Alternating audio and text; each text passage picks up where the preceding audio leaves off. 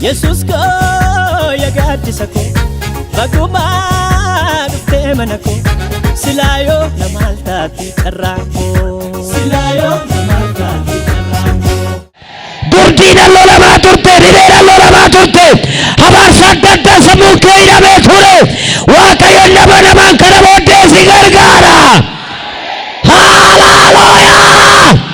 meeroo sadii akkasii haalaalooyaa namoota dabalii dhufan amantiidhaan atamante kan dhufte har'a waa fudhadheen gala jettee kan dhufte har'a lafa bagoorraa kan dhufte namni sitti dhaga'e namarraa dhageessee kan dhufte hafuurri waaqayyo si geggeessee gara kana kan dhufte waaqayyo har'a akkana siin jedha dhimma manaa baatee dhufte sana har'a nan jijjiiraa jedhe waaqayyo. Dhimma yaaddee dhufte nan jijjiira jedhe waaqayyo. Hin jijjiirama hin jijjiirama hin jijjiirama. Galata kee waaqayyo biraa akka ga'u iyyannoon kee waaqayyo biraa akka ga'u gaafiin kee waaqayyoon akkasii deebi'uuf ulfina waaqayyoof akka ta'utti dhaabadhu harka kee lachuu gooftaa biratti halkanii ishee amanadhu. Warra amaneef dhuga baatuu ta'anii deebi'anii dhufu isaan amma illee warri amanan afaan isaaniis hin beeksisa dubbii isaaniis hin beeksisa ajajamuu isaaniis hin beeksisa odoon ajajamii wanta argatan hin jiru maqaa waaqa jiraatadha dukkana hamaa si golge sana qabeenya kee golge sana tarsaaseera dukkana rakkina mana keerraa tarsaaseera dabalii dachaa lama ol kaasanii jedhe tarsaaseera golgaan dukkanaa mana keerraa dhala keerraa tarsaaseera waan akkaatti mul'anne godhe sirraa tarsaaseera maqaa waaqayyoo kan si dhoksee ture kan si awwaalee ture kan maqaa si balleessee ture kan nama keessa adda si baasee ture misiraach har'aa kaasee waaqayyo miila kee jala galcheera kanatti yaadde sun si jijjiirame.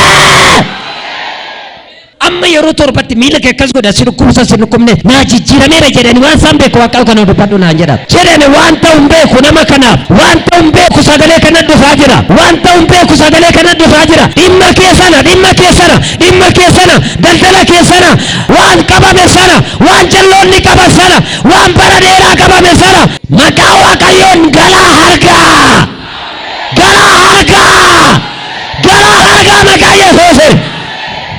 Qormaata malee gaarummaa sa'uu kan dadhabde hamaa malee gaarummaa afaan kee dubbachuu kan dadhabe karaan hundi sitti cufamee kan jiru karaa ba'umsaa kan dhabde har'a waaqayyo karaa ba'umsaa sii baasa. Karaan ba'umsaa waaqayyoodhaan ta'a. Karaa tarkaanfachuu karaa eebbifamuu karaan hojjechuu karaan milkaa'uu karaan deemuu karaan nagadachuu maqaa waaqa jiraataadhaan sitti haa ba'u har'a karaadhaan. Isa diinni qabe waaqayyo harkaa baasa ofuma keetii baddee bakkee kan dhabde har'aa kaasaa wal argadha. Asuma qaba dabarroo kee gooftaa Yesuusin kadhadhaan harka saba kana irratti kiisii isaan irratti mana isaan irratti jireenya isaan irratti olmaa isaan irratti karaa adda addaa kan mormu har'aa kaasaa bidda keenxaaf jedhe irraa gubatu. Ameen irraa gubatu.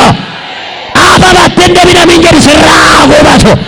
Dhala keerraa biddaan haa gubatu seetan tonkolaa sabarra keerraa gubachuu haa jalqabu magaalaa kanarraa dhaabuu haa jalqabu keellarraa gubachuu haa jalqabu finfinneerraa gubachuu haa jalqabu dhala keerraa gubachuu haa jalqabu daara keerraa gubachuu haa jalqabu bifa keerraa gubachuu haa jalqabu waraana bu'aa jalqabeera. Fuudhee lafa fagoorra kan geessu suura kee fuudhee kan deemu mana keessa kaa'ee irratti kan hojjetu maqaa Yesuus Kiristoosiin xonqolaa magaalaa kana keessa isa boolla keessa taa'ee hojjetu isa suura namaa irratti hojjetu isa suura namaa kaasu isa kaameraadhaan fuudhu isa lafa adda addaa taa'ee hojjetu ilaa lafa adda addaadhaan dhoksaadhaan kan fuudhe moobaayilaan suura kee kan fuudhe suura ijoollee kee kan fuudhe suura haadha manaa kee kan fuudhe suura kaadhima kee kan fuudhe amiin jedhe maqaa waaqa jiraataadhaan jaamseeraan haa jaamani maqaa Yesuusiin. Ijji isaanii akka jaamu ijji isaanii akka nagarre akka hin dubbifne barreeffama akka hin dubbifne jaamseera maqaa waaqa jiraataadhaan.